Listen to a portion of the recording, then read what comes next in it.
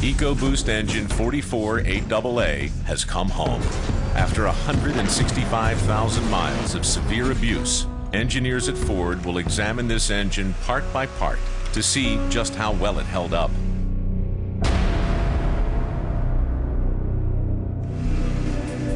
First, the engineers put it back on the dynamometer and find the engine, even after all it's been through, is still getting the same horsepower and torque as it did when we first started. It makes torque of 420 foot-pounds at 2,500 RPM and peak power of 365 horsepower at 5,000 RPM, working as good as a brand new engine.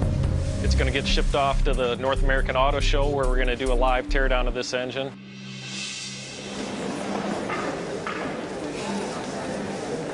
Good morning, everybody.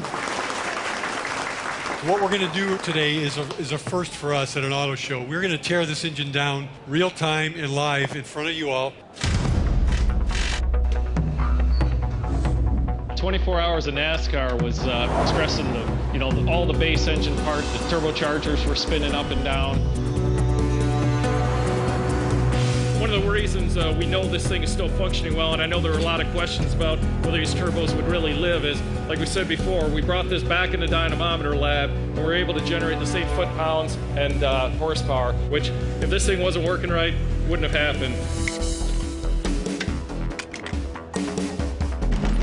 Hauling the logs was really about the low-speed torque, really stressed the bottom end of the engine, the crankshaft, the bearings, and the pistons.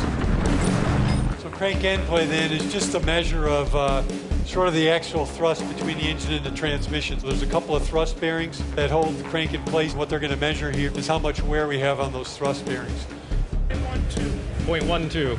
It's still within our new build specification. Another good indication that this engine has a lot of life left in it. 1000, that's just extreme torture. You're running the high cylinder pressure, high oil temps, high coolant temps. On top of that, that engine's getting shaken all over the place in a very, very nasty environment. We needed a robust piston to be able to handle all that. We have moly coat to reduce friction, and that's one of the first things we take a look at on a piston like this, is what the wear pattern looks like and how much is gone. And you can see this, there's really not much of the moly coat gone. We'll go ahead and take the rings and make sure that they spin freely.